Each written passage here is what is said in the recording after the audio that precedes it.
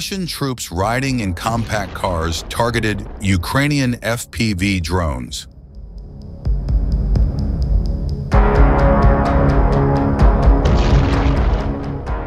On or just before Tuesday, Russian troops traveling in a Lada, a kind of compact car, got stuck in the mud just north of Chasiv Yar in eastern Ukraine's Donetsk Oblast.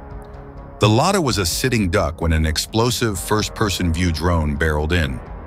Other Russian assault groups traveling in bukhankas, civilian loaf vans, were only slightly luckier around Pokrovsk, 40 miles to the southwest, on or around the same day.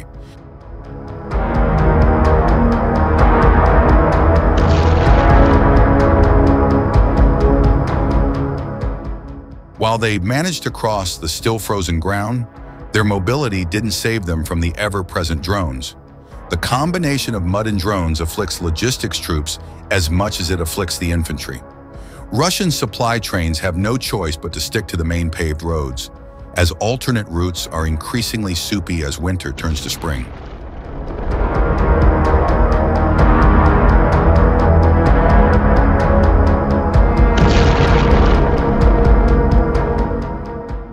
Ukrainian road cutter drones are squeezing these paved roads, destroying so many Russian trucks that the wreckage turns into roadblocks.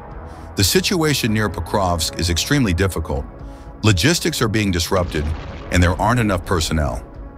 The Russians should brace for both problems to get worse before they get better as the mud deepens and more infantry die while riding in civilian vehicles that are prone to get stuck, and then become easy prey for the same drones that are blowing up Russian supply trucks.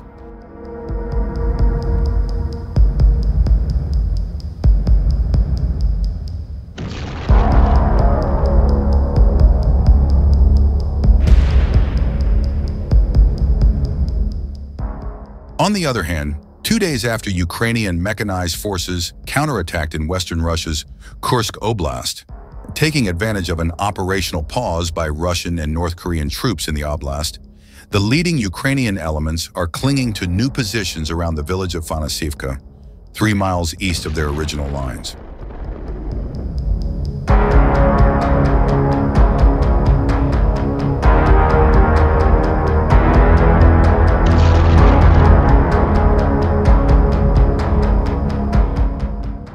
In the third year of Russia's wider war on Ukraine, with drones everywhere all the time and modern armored vehicles in short supply on both sides, a one-day advance of 3 miles is impressive. To march that far, that fast, the Ukrainians appear to have employed the same tactics the Russians use in their own most successful assaults.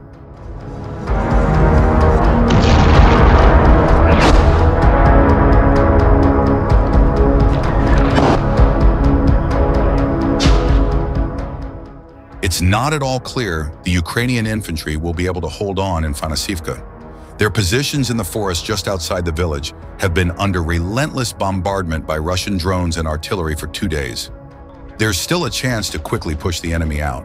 But to get as far as they did, the Ukrainians did what the Russians usually do: probed enemy lines for weaknesses and then deployed fast-moving groups of armored vehicles to shuttle infantry into new positions past the original line of contact.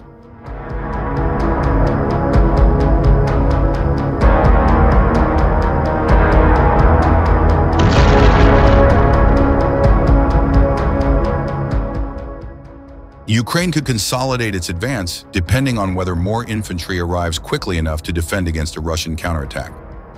Ukrainian forces are attempting another attack to build on their success. The probe then attack tactic, led by Ukraine's fast-moving mobile infantry, drones, artillery, and anti-tank missiles, makes a mass mechanized assault impractical, if not suicidal.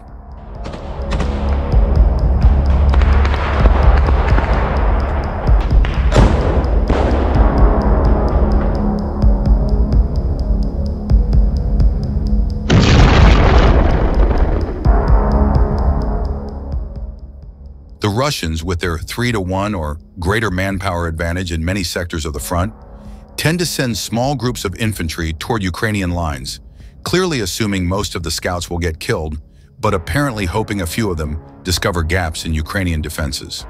Disposable infantry are the first to be employed. As teams are destroyed by defensive fire, Russian forces will commit successive teams forward by the same line of approach.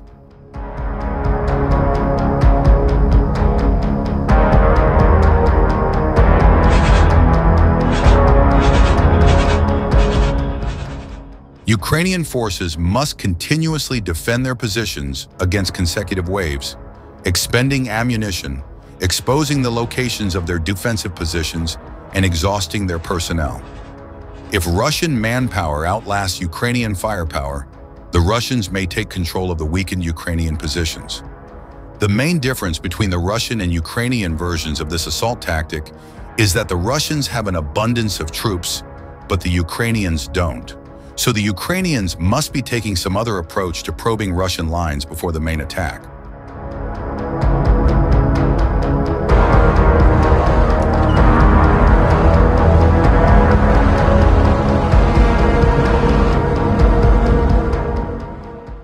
Ukraine's advantage in drones surely helps, but the presence of Ukrainian special operation teams in the vicinity of Ukraine's most successful attacks may also hint at another Ukrainian advantage that lends itself to probing operations that aren't virtual suicide for the scouts.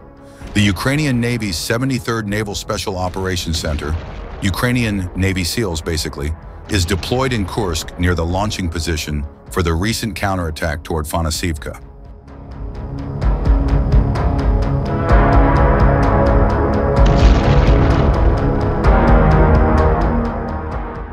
The center's job, it's stated, is to gather crucial intelligence on hostile forces. Highly trained Ukrainian commandos stand a better chance of surviving a risky reconnaissance mission than untrained Russian conscripts who may have signed their enlistment contracts mere weeks earlier. In that way, Ukrainian assaults may be less costly than Russian assaults, a necessity for a Ukrainian military that has consistently struggled to mobilize enough troops. Indeed, a paucity of manpower may yet doom the Fanasivka counterattack. There is just one flaw in the operation, the Russian blogger assessed. Positions that were formally secure but lack sufficient troops, or have none at all, are instantly lost.